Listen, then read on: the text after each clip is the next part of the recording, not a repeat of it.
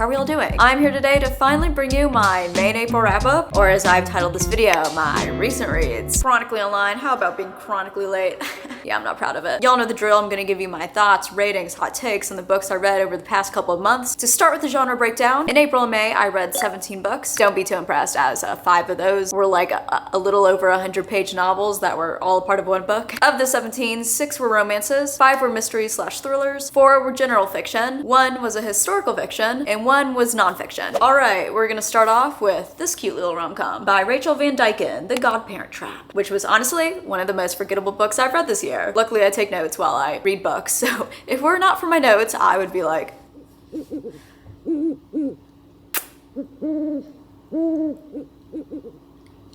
We start off in here with Kobe and Rip. Yes, that is Rip as in R.I.P. Rip, who live very different lives. Kobe spends her days traveling the globe as a travel food blogger, and Rip is an accountant who values rules and plans. If it were not for their shared best friends, they would not even know the other exists. But despite their clear differences, they may have gone on a date once upon a time. That they don't talk about. They don't talk about that. That's on the down low. But when a tragic accident results in the death of their 2 best friends, Kobe and Rip are left with not only all-consuming grief, but shared custody of their friends' 2 children, and also the other newly appointed co-parent that they have to deal with and try not to fall in love with. I gave this 2.5 stars. I liked the forced, mind you, wholesome domestic vibes, but the intrigue was an all downhill journey. This book does that thing where a section from the middle of the story is copy and pasted in the very beginning, and so the author includes all these specific details so the readers can follow along in the beginning. However, when we get to the same section in the middle of the story, everything just felt jarring and over-explained and not in alignment with the rest of the book. It felt like the author wrote that section to be part of a book proposal for the publishers, but then thought the writing was so great that she decided to include in the actual book twice. It really was not that great. To me, it felt like lazy writing. There was nothing really remarkable about this. This is like an airport book, if you know what I mean. I'm surprised that I picked up this next book after the last, because typically if I don't like a book, I'll pick up like a thriller next, because it's very rare that I regret reading a thriller. Even if I don't like it, I usually enjoy my time. Can't say that about the last, but I, for some reason, was drawn to this book, and I'm glad I picked it up because I did really enjoy it. That was The Leftover Woman by Jing Kwok. This is a multifaceted story that follows 2 women separated by severe economic and cultural upbringings. Jasmine is on the run from her controlling husband and has just arrived in New York as an immigrant with no papers and the only objective of reuniting with her daughter, who was taken from her at birth. Rebecca, on the other hand, seems to have it all. She's an editor-in-chief at a publishing house, has a handsome husband, a beautiful daughter. Keyword there is seems, though. Through both characters, we have this poignant exploration of motherhood and of these 2 women who have been neglected and forced to be wallflowers, but in very different ways. I gave this 4.25 stars. It's hard to categorize this novel into just one genre, but in particular, I loved how it blended elements of a family drama with that of a mystery/thriller, giving the story additional layers and additional points in my eyes, am I right? Among many other things, this book also explores the implication of China's one-child policy, along with highlighting the everyday microaggressions people of color face. There were a few plot holes that we're just gonna ignore for the sake of it, okay? And there's one part of the book that I wish was revealed earlier on, but maybe that's just on me, as I should have seen the signs. But since this was prompted to me as like a contemporary fiction novel, I didn't have that part of my brain engaged while reading this. Despite that, this book definitely has a lot to offer and will leave you months after thinking about it, pondering it. I really enjoyed it. Then I picked up The Family Remains by Lisa Jewell, the sequel to The Family Upstairs. This book went in a very different direction than what I was expecting after the ending in the first novel. Not in a bad way per se. I just thought it was going to take place here, and it took place 12 hours in a plane ride over there, literally. And I do wonder if Lisa Jewell had not written the sequel, if the fictional story was initially meant to go down the original path I was kind of expecting it to go down. I don't know. And I believe, don't quote me on this, but I think this was in the back of the book, about how Lisa Jewell wasn't even planning on writing a sequel and how she's not even a fan of writing sequels. But since the first book was so well received, she decided to go back and continue the story. I was surprised that we didn't get any POV from Libby. She was barely present in this book, and after reading so much about her in the first book, I missed her in here. I was hoping to get more of her character, but it's fine. There's something so compulsively addictive about Lisa Jewell novels. I give this 4 stars. I loved how this novel had a whole range of characters. We had a downright terrible character, likable characters that you're empathetic towards, and then a character that you don't really know how to feel about because you're like, are they morally gray? Are they not? Or are they just troubled? I still haven't figured that one out. Certain parts of this book where new characters were finding out information that happened in the first installment, I did find a bit repetitive, but I do appreciate Lisa Jewell including that information, especially when the second book is released so many years after the first. I just read the first one like not too long ago, so that information was just like unnecessary.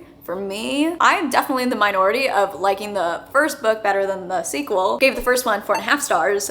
This one I just gave 4. Would I say no to a third book though? Definitely not. I highly doubt that happening though. Call me up, Lisa Jewell, if you do. Like, she has my phone number. I'll give you it. You know, let's chat. Let's chat on the phone. Next, another book of the month. I'm telling you, I'm getting my money's worth from book of the month. Even if this was just okay. The Other Mothers by Catherine Faulkner. This was a 3-star read. The main problem with this book was it was just not thrilling, which is kind of important in a thriller. We follow 2 POVs, one being Tosh, a freelance journalist who has recently become obsessed with investigating this young nanny who has died under mysterious circumstances. Tosh is like, just you wait. Just you wait. This is the story. This is the story that's going to relaunch my career. Our other POV is Sophie, the nanny, who unfortunately meets a fatal end. So this book is told in a dual timelines narrative.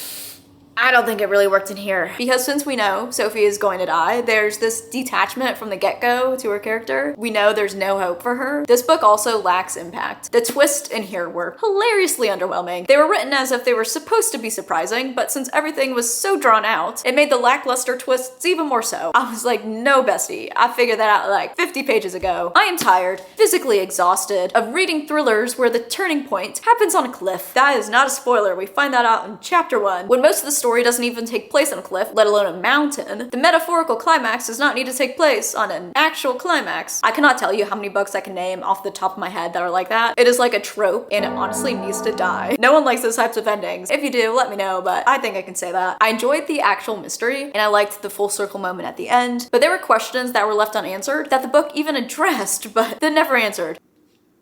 What?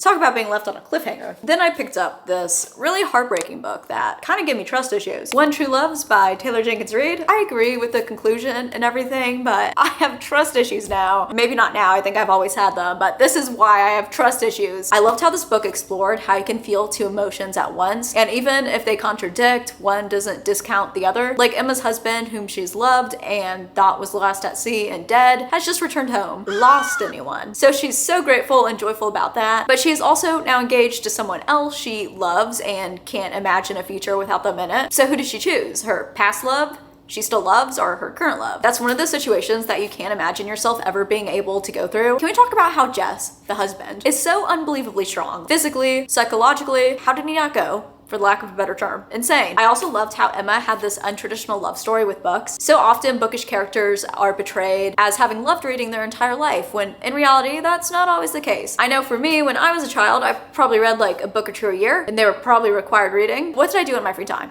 I don't know. Probably pirating Disney Channel. Allegedly. Look, I was a 5-year-old with access to the internet. What else was I supposed to do? Not my finest moments. But it's really nice to see someone falling in love with reading depicted in a different way. Now with my newly acquired trust issues, I decided that I might as well continue on this mental state of decline with When Breath Becomes Air, which I read for the Buzzword Readathon for April for the prompt of to read a book with nature words in the title and air. I don't know what it is about 2024. At this point, we hadn't even reached the 6-month mark yet, and this was the second book that has reached into my soul, grabbed it, and shook it around, and I was holding it together. Most of the book, I was like, dang, Sarah, you're doing good. But then that epilogue came, and hit me as if it were a truck and I was a pedestrian crossing the street. So there I was sobbing, and this really wasn't a great time, but my phone rang. So I picked it up. It was my mom, and I was like, hello? What?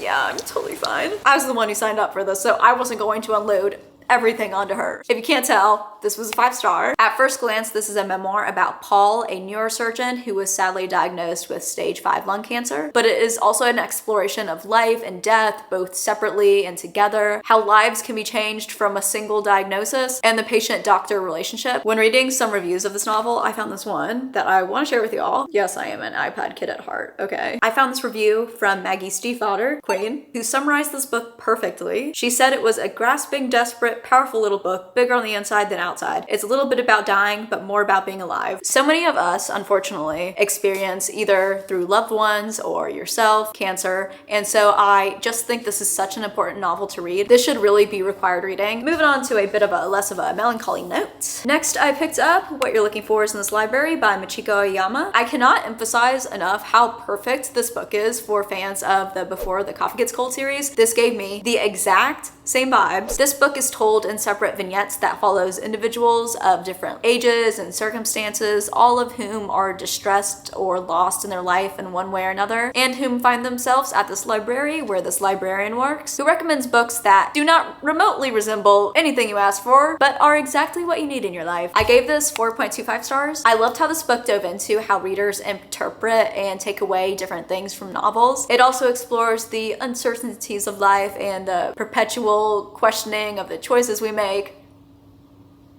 The formatting of this book was done exceptionally well as the themes throughout flawlessly blended into the next story. I had this Inception type moment while reading this book because it talks about the Bader-Meinhof phenomenon, which, for context, if you don't know, is when one notices a specific word or concept more frequently after recently learning about it. And before I got to that part in here, I was just thinking about how it was such a coincidence that a character in here is really into felting, as that is something that I was seriously considering picking up as a hobby. Still have not picked it up, but mark my words, it will happen. It will happen.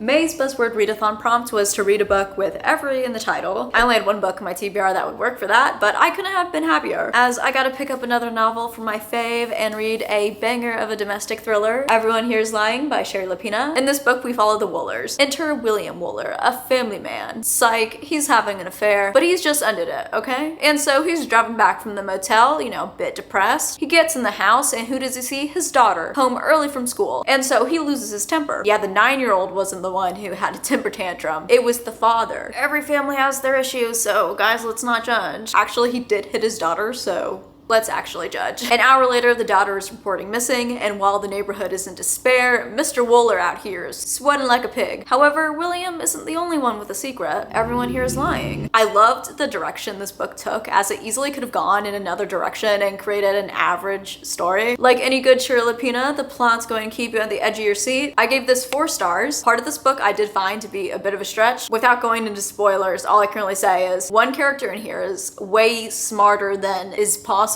You have to suspend your disbelief with that part, even more so than you already have to do when going into a thriller. Also, the writing style is like these really introspective POVs, which was a bit overkill at times in here. I can't talk about a Sherry Lapina without getting out. I made a Sherry Lapina ranking video a while back in which I ranked all of Sherry Lapina's novels in this dance mom-esque pyramid, but now with her new book, I must amend my pyramid. Luckily, I'm prepared. Hold up. Here we go. It stands. So I'm thinking Everyone Here Is Lying should go in between the end of her and An Unwanted Guest.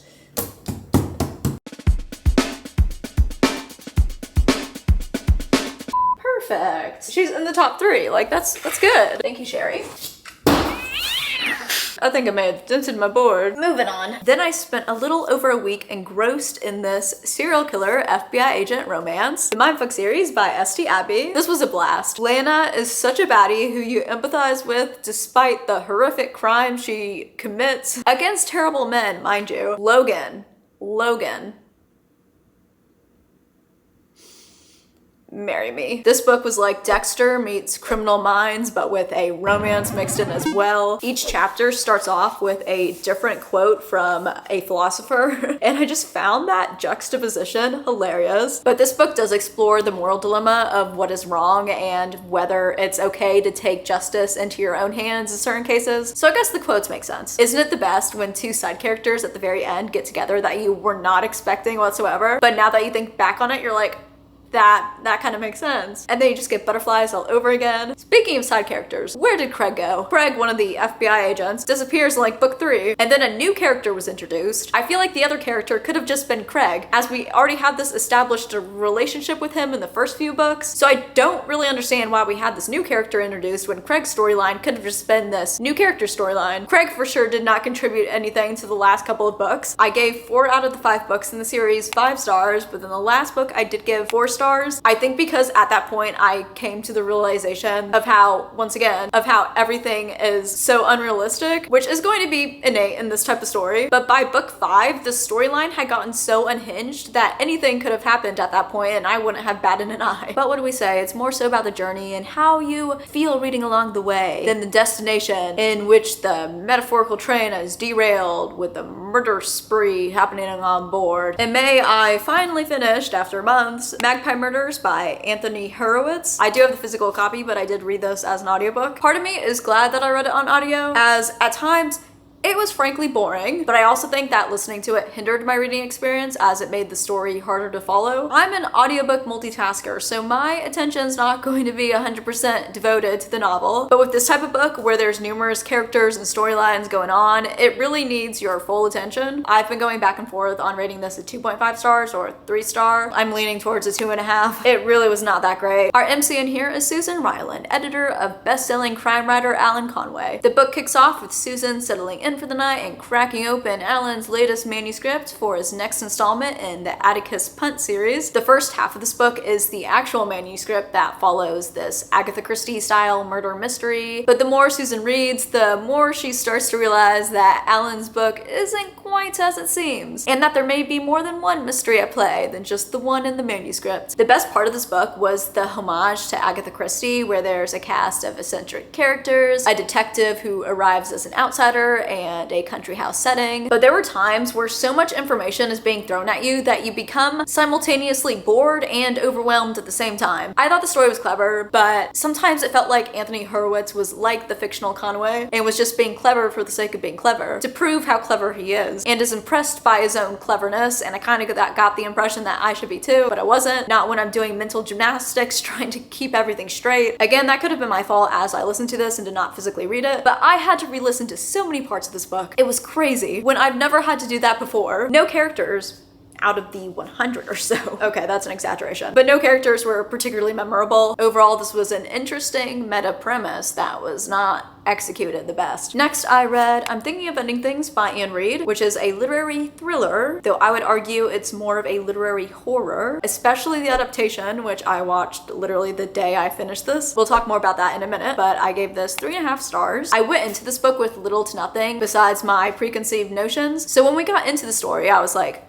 oh, I guess I was wrong. But then later, we somehow circled back to my initial prediction. So it turned out I wasn't really wrong. However, I was still more wrong than right. Not to be convoluted or anything. This book has that type of ending where you put it down and you're like, what did I just read? Where it makes you view everything you've read in a new light. I still have mixed feelings about the ending, but the more I think about it, the more I'm like, I have been duped. What is this trickery? And with this being classified as a literary thriller, I expected more of a ending, more of a steadfast conclusion, not an eerie open-ended, and if we were to classify this as a thriller, a bit of a cop-out conclusion. And that eerie atmosphere is even heightened even more so in the adaptation. Out of all of the directions the movie could have gone, not once did I expect it to turn into the next rendition of Swan Lake. That was something. I did check out like halfway through the movie. The movie was literally all vibes, and the plot kind of got lost amongst all the vibes. So I did like the book more as it was more of an engaging experience. Like I read this in a day. But from a film perspective, I thought the movie was really well done. I love myself a 4:3 aspect ratio. Then I picked up A Curious Beginning by Deanna Raybourn. Now this novel is a modern day Agatha Christie. This book starts off with Lepidopterist, that's a person who studies butterflies, Veronica, who after burying her late aunt is free to resume her world travels. That plan, however, is quickly squashed as a failed abduction attempt leads her to London and in the care of Stoker, a taxidermist. I don't think I need to explain what a taxidermist is. I think we know what that is. They stuff animals. Was my grandfather a taxidermist?